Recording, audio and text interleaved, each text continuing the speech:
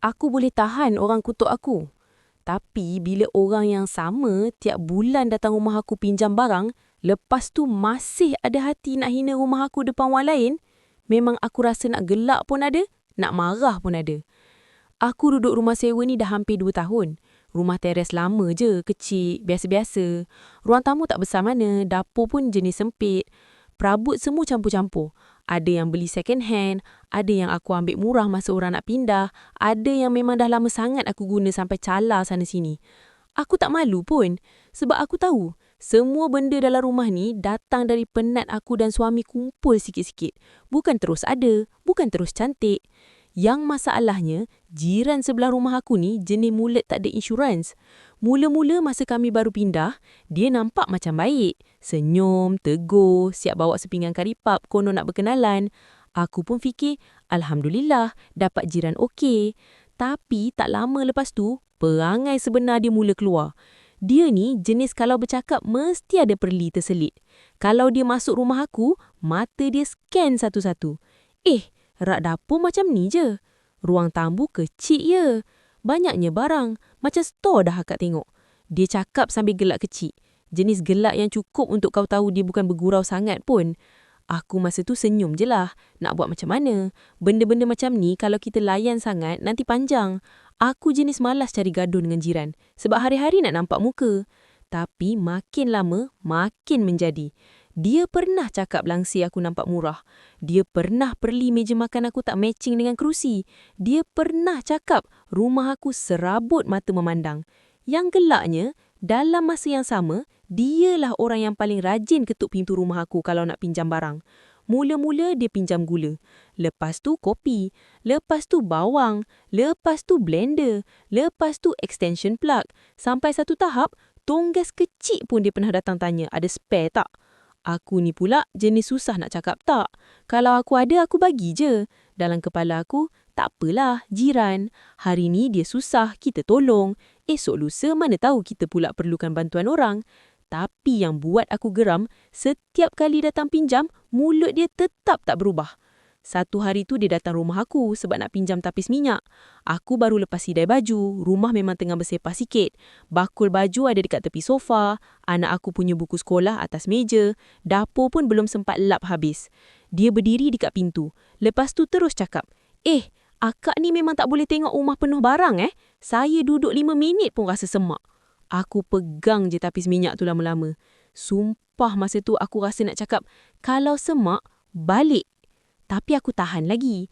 Aku hulur juga benda yang dia nak sebab aku malas nak gaduh dekat depan anak. Benda ni berlarutan sampai aku start perasan satu pattern. Setiap kali dia hina rumah aku, tak lama lepas tu mesti dia datang pinjam sesuatu. Macam mulut dia dengan tangan dia tak sehaluan. Mulut cakap rumah aku macam store, tapi kaki dia tetap melangkah masuk rumah store ni tiap-tiap bulan. Kemuncak dia jadi minggu lepas. Petang tu aku baru balik dari kedai. Masa nak buka pagar, aku dengar suara dia dekat rumah sebelah sikit.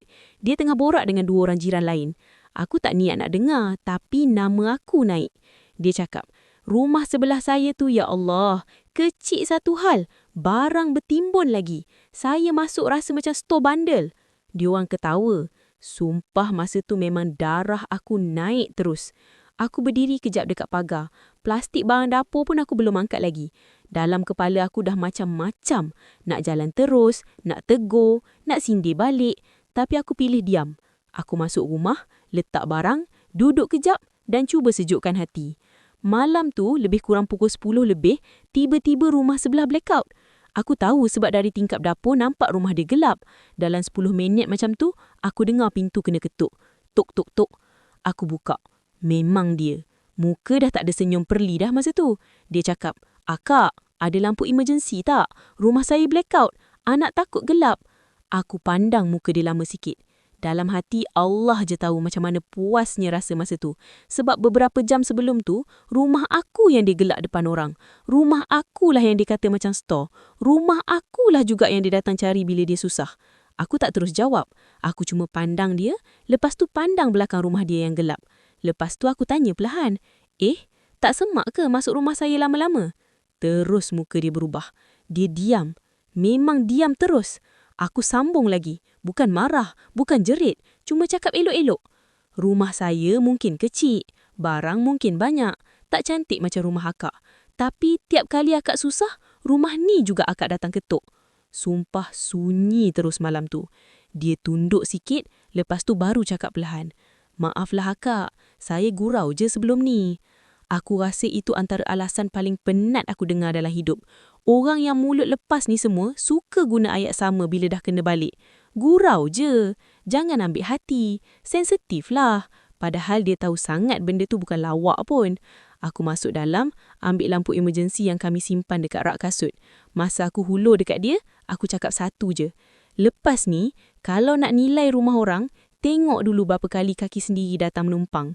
Dia ambil lampu tu, tak cakap apa-apa dah. Sejak malam tu, dia masih tegur aku macam biasa. Tapi dah kurang sangat nak perli. Mungkin ada pun separuh-separuh je. Mungkin dia dah ingat balik malam rumah dia gelap dan rumah store akulah yang dia datang cari bila dia susah. Jujur aku cakap, aku tak kisah pun rumah aku tak besar. Aku tak kisah pun perabot aku tak sama tema.